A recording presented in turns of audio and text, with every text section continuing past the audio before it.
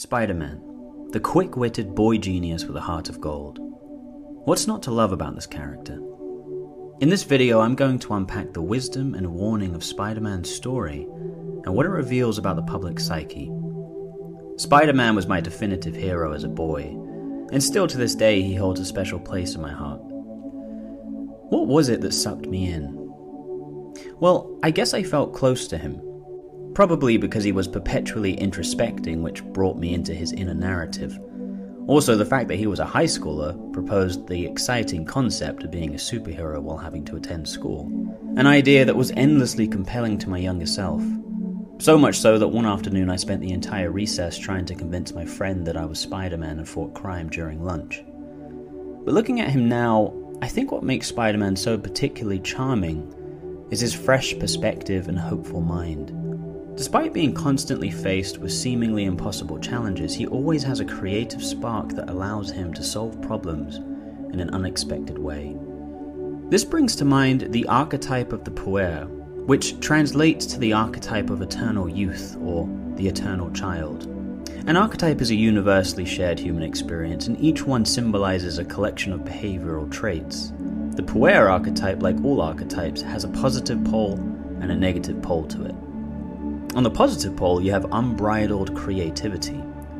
When this archetypal energy is integrated properly, it allows for playfulness, spontaneity, and innovation within the individual. However, the negative pole of this archetype leads to an avoidance of responsibility, impulsivity, and an unwillingness to face reality. While there are countless Spider-Man stories to cite, I think Spider-Man No Way Home displays this archetype perfectly. You see, Peter Parker in this story has been exposed as Spider-Man, and his life has been turned upside down along with his loved ones.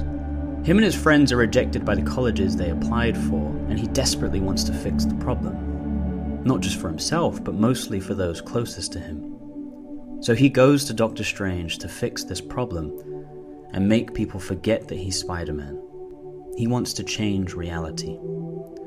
So here we have a great example of the negative aspect of the eternal child archetype. While he has the best of intentions, Peter doesn't think this through. He asks Doctor Strange to cast a spell to change reality without knowing that he could simply ask his college to reconsider. He then realizes that those closest to him would also forget him and ask Doctor Strange to make adjustments mid-spell. This ultimately leads to a rupture in the multiverse. So while it's totally understandable why Peter wanted to change things, he went about it in an impulsive way and didn't think it through, which led to a catastrophe. So the interrupted spell goes askew, and in turn draws all the villains Spider-Man has faced from different dimensions to Peter's current dimension. Now Doctor Strange knows they have to be sent back to their dimension, despite knowing that they will die when they return. He understands that keeping them in their current dimension risks the lives of everyone. But Peter, upon learning that they will die when they return, wants to try to help them. Here we see Peter's heart of gold shining through, and the positive pole of the archetype of eternal youth, because he taps into that unlimited creativity to figure out a way to help them. He even outsmarts the brilliant Strange, and against all odds he actually figures out a way to help the estranged villains. Two prominent features of the eternal youth archetype include idealism and resistance to conformity. This has an important role to play, as this can be used to challenge and update the status quo in both the individual and the collective. We need this so that structures within ourselves and society don't become too rigid or oppressive. In Spider-Man No Way Home, Doctor Strange represents this established structure which feels cold and oppressive to Peter. However, structures aren't always oppressive. In fact, sometimes they are protective, which is revealed to be the case in this story. Peter's innovative solution to save the estranged villains leads to disaster. He is unable to contain all of them, and it causes the death of his Aunt May. So throughout the movie we see a continuous swing, pun fully intended, between the positive and negative pole of the eternal youth archetype. I actually think this is one of the reasons that Peter Parker's story is a tragic one. It's his struggle to realize what he can and can't do despite always having the best of intentions, which is very much the underdeveloped puer archetype, not facing reality and acting on idealistic impulse. This is the cautionary tale of Spider-Man in many ways. But what makes him an inspiring and heroic character is how he responds to this tragedy. It's this tragedy in Peter's life that leads to his transformation. This transformation in Peter's arc is the act of him taking radical responsibility, which brings us to the iconic line, "With great power comes great responsibility." This can be understood as the development of the puer archetype, because Peter is forced to learn, through suffering, the consequences of his actions. It's this learning that develops and matures his perspective. After the death of his Aunt May, Peter faces the disaster and is able to contain the estranged villains. However, the rupture in the multiverse is still unfolding. Peter makes the ultimate sacrifice and asks Strange to cast a new spell, so that everyone forgets who he is entirely, in order to repair the rupture in the multiverse.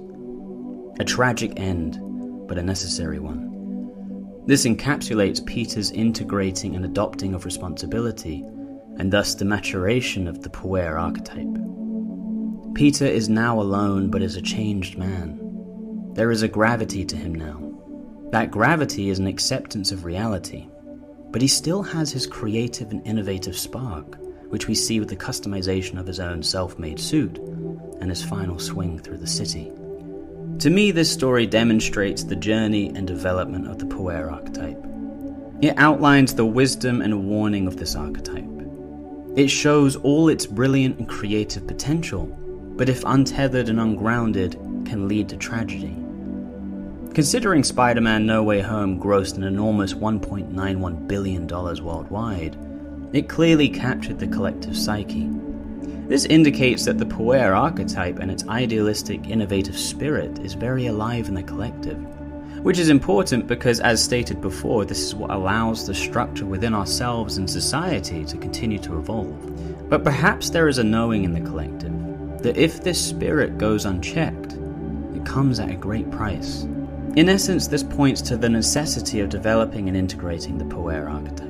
This means balancing that creative and innovative spark with the acceptance of responsibility and facing of reality. You've been watching Archetypal Wisdom. Remember to like and subscribe. Stay wise.